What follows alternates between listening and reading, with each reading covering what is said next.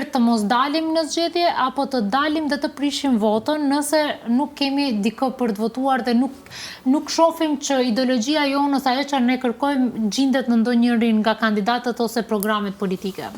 Po, këto janë dy forma të cilat i ka zgjedhur qytetarët në vendin tonë, po ashtu është një nga dy forma që përdoret gjithësisht në botë. Por ajo të cilat merret më shumë seriozisht në pjesën më të madhe të shteteve është numri i fletëve votimit të pavlefshme. Për shkak se nëse kemi një fletë votimi të përgjithshme, siç ishte në rastin e parë në zgjedhjen e 19 tetorit, kishim mbi 6% të fletëve të votimit të pavlefshme dhe rondën e dytë mbi 5.7,